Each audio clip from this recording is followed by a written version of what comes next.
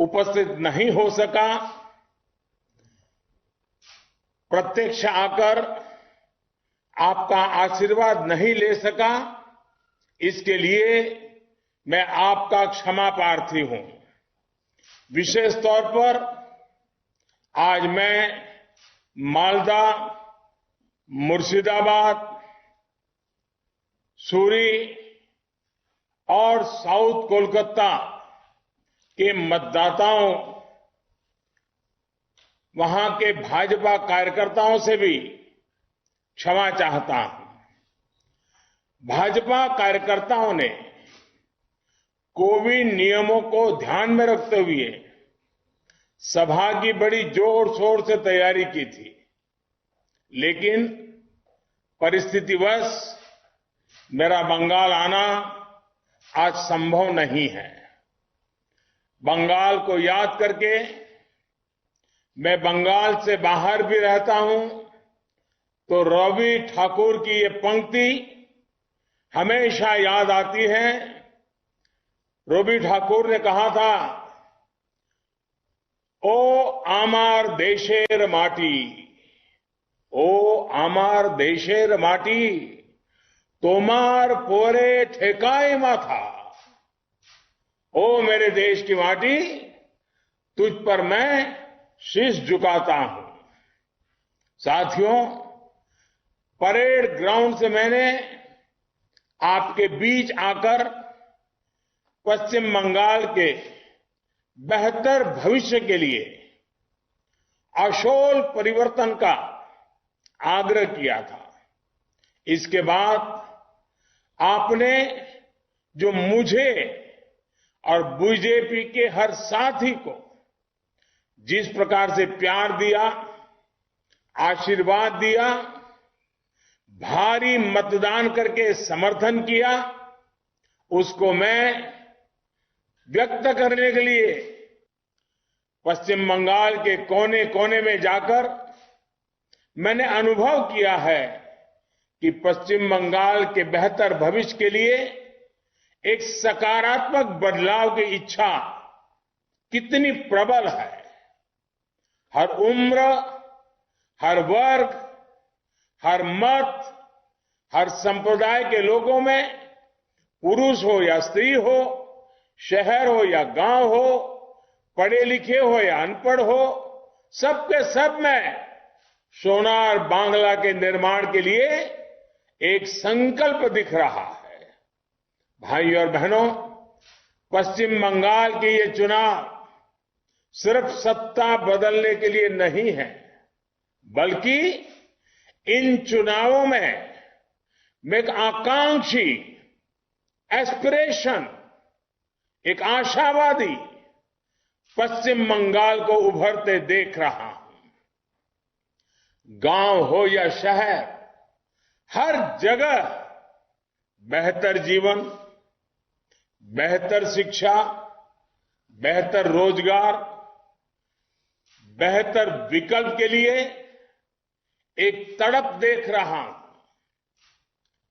शांति, सुरक्षा और विकास की एक ललक बंगाल में देखने को मिल रही है। पश्चिम बंगाल आज एक ऐसे शासन के लिए लालायित है जहां सरकार का हर विभाग সকাল থেকে হবে না এই ধরনের। তো যাই হোক, জনগণের স্বার্থে আমরা মেনে নিয়েছি, কিন্তু কথা হচ্ছে নির্বাচন কমিশনকেও বারবার আমরা বলেছিলাম যে আপনারা ইলেকশনটাকে ক্লাব করুন। কেন 8টা ফেজ করার তো কোনো প্রয়োজন নেই, শুধু সেন্ট্রাল ফোর্সকে দিয়ে বিজেপির পক্ষে কাজ করানোর জন্য। কালকেও ইলেকশনে আমার 7টা এজেন্টকে কিডন্যাপ করা হয়েছিল, মিসিং ছিল, যেটা হচ্ছে জগদ্দল বিধানসভা কেন্দ্রে, এবং একটা জায়গায় তো গুলিও চালিয়েছে। আমি স্টেট বলেছি যারা গুলি চালিয়েছে তাদের বিরুদ্ধে তদন্ত হবে এবং অ্যাকশন হবে। গুলি চালানোকে আমরা সাপোর্ট করি না, সে যেই হোক। আর কিছু কিছু লোক দেখছি ইদানিং সেন্ট্রাল ফোর্সের কথায় নেচে গিয়ে একেবারে এখানেও স্টেটেও গুলি চালানো শুরু করে দিয়েছে, যেহেতু ইলেকশন কমিশনের আন্ডারে ভাবছে চিরদিনই তারা থাকবে। তাদের আমি বলবো, আগুন নিয়ে কেউ খেলা করবেন না, মানুষকে মারবেন না, মানুষকে তার ভোট দিতে দিন। এবং আমি মানুষকেও আবেদন করব, একটা করে ভোট ইজ ভেরি ইম্পর্টেন্ট। তার কারণ মনে রাখবেন ভোটের নাম না থাকলে আপনাকে যে কোনো দিন এনপিআর করতে পারে, এনআরসি করতে পারে, আপনার রেকর্ডটা বাতিল করে দিতে পারে। সুতরাং আমি এনপিআর করতে দেবো না, এনআরসি করতে দেবো না, এটা আমাদের চিরসিদ্ধান্ত, এবং কেয়া করতে দেবো না, এটা আমাদের চিরসিদ্ধান্ত। কিন্তু কথা হচ্ছে সবাইকে একটা করে ভোট কষ্ট করে হলেও দিতে হবে। সবাই ভোট কেন্দ্রে মাস্ক পরে যাবেন, আর ওখানে গেলে ওরা তো গ্লাভস দিচ্ছে, এগুলো আমাদের স্টেট গভর্নমেন্ট থেকে অ্যারেঞ্জমেন্ট করা আছে। তাছাড়াও সবাই নিজের ভোটটা দেবেন, এবং আমি যেরকম গোল্লা গোল্লা কেটে দিয়েছিলাম একটু একটু ছেড়ে ছেড়ে করবেন, কোনো অত ছাড়াছাড়ি অত হয়তো পারবেন না, ভোটটা দিতেও হবে। এটা আপনার নাগরিক অধিকার, এটা আপনার বাঁচার অধিকার, এটা আপনার গণতান্ত্রিক অধিকার, এটা আপনার সম্প্রীতির অধিকার, এটা আপনার সংস্কৃতির অধিকার, এটা সভ্যতার অধিকার, আর সর্বোপরি বাংলা বাঁচানোর অধিকার। আর এই কাজটা করতে করতে আপনারা মনে রাখবেন আমি কোভিডকে কিন্তু কোনো রকম নেগলেক্ট করছি না। কোভিড নিয়ে এত বড় হয়েছে তার কারণ টোটাল সেন্ট্রাল গভর্নমেন্টের এটা ব্যর্থতা। অফেস ইলেকশন করতে গিয়ে আর বিজেপিকে সন্তুষ্ট করতে গিয়ে বিজেপি গভর্নমেন্ট বাংলাকে দখল করতে হবে, বাংলাকে যেমন করে ক্ষমতা দখল করতে হবে। সারা ভারতবর্ষের সবাই মিলে বেঙ্গল দখল করতে এসছে, আর বেঙ্গল দখল করার নাম করে বাংলাকেও আজকে কোভিডের সংকটে ফেলে দিয়েছে এবং সারা দেশকে সংকটের মধ্যে ফেলে দিয়েছে। এটা খুব দুর্ভাগ্যজনক ঘটনা এবং কোভিডটাকে টোটাল গুলিয়ে ফেলেছে। আমি এখনও বলি যে বাংলা দখল করতে গিয়ে সারা দেশকে, রাজ্যকে যে সংকটে ফেলেছে, টোটাল এটা হচ্ছে নেগলিজেন্স। এবং এখনও পর্যন্ত ফ্রি ভ্যাকসিন আপনারা জানেন 60% গুজরাট পেয়েছে, কিন্তু অন্যান্য রাজ্য 15-20%-এর বেশি এখনও পায়নি। আমরা বলছি ভ্যাকসিন আমাদের দেওয়া হোক, আর একটা রেট বেঁধে দেওয়া হোক, এবং কোথার থেকে আমরা ভ্যাকসিন নেবো, কোন কোম্পানির নেবো, সেটা সেন্ট্রাল গভর্নমেন্ট বলেছিল আমাদের বলে দেবে, সেটা নিশ্চয়ই তারা বলবে। বাজারে অক্সিজেন অ্যাভেলেবেল নয়, অক্সিজেন অ্যাভেলেবেল নেই, বাজারে ওষুধ অ্যাভেলেবেল নেই।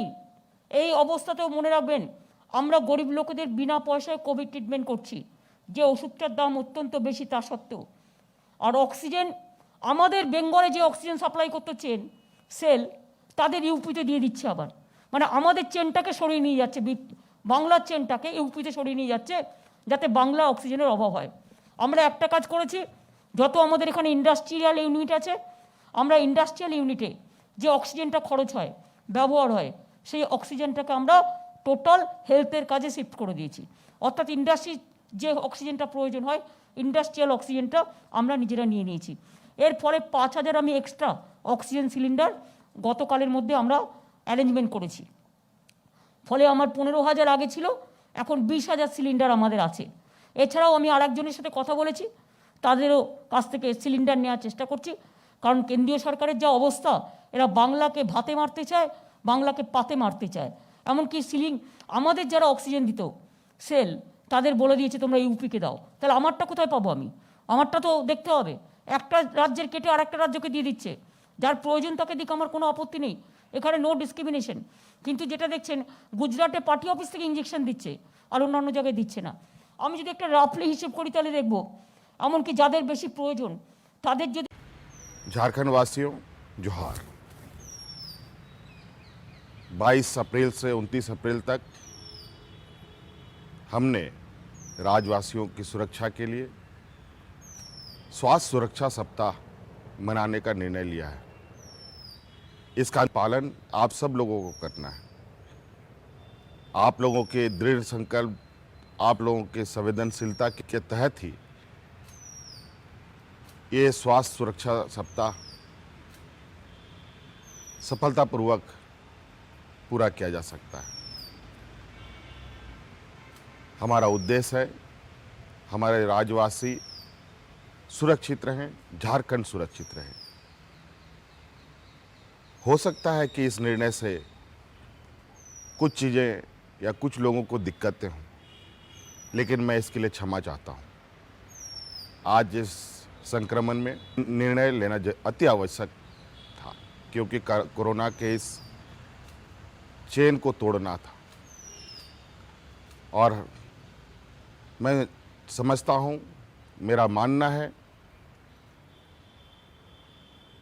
कि झारखंड प्रदेश के लोग अपने आप में इतनी क्षमता रखते हैं कि हर असंभव कार्य को संभव कर सकते हैं। आप इस स्वास्थ्य सुरक्षा सप्ताह में बढ़ चढ़ करके हिस्सा लें और मुझे इससे पूरा उम्मीद है कि झारखंड में जो कोरोना का संक्रमण है उसकी गति में कमी आएगी। आप घरों से बेवजह ना निकलें। आज हर संभव हमें मुंह ढक करके रखना है, बेवजह समूह में नहीं रहना है। घर में के अंदर में भी हमें अपने लोगों को सुरक्षित रखने के लिए, खुद को सुरक्षित रखने के लिए घरों में भी एक दायरा बनाते हुए अपने जीवन को कुछ दिनों तक काटना पड़ेगा। तभी हम इस संक्रमण को रोकने में कामयाब होंगे। इसलिए इस सुरक्षा सप्ताह में आपका भरपूर सहयोग की हमें उम्मीद है। मैं झारखंड के सभी नागरिकों से ये अपील करना चाहता हूँ कि अगले वर्ष जैसा लॉकडाउन लगा था और कोरोना चेन को ख़त्म करने में मदद किए थे, उसी प्रकार चूँकि ये संक्रमण बीमारी है कोरोना, एक दूसरे लोगों से फैलने की संभावना रहती है। वैसी स्थिति में मेरा यह अपील होगा कि सभी लोग घरों में रहें, सुरक्षित रहें और ये स्वास्थ्य सप्ताह जो मनाने का सरकार द्वारा निर्णय लिया गया है उसमें पूर्ण सहयोग करें और स्वस्थ रहें और सुरक्षित रहें। जब टूटती है आस, जब थकती है सांस, जब रूठते हैं अपने, मुंह मोड़ता है जमाना, जब अंगड़ाई लेता है संकल्प, फिर बनती है कहानी, बनते हैं अनमिट निशान। देखिए मेरे साथ संघर्ष की दास्तान।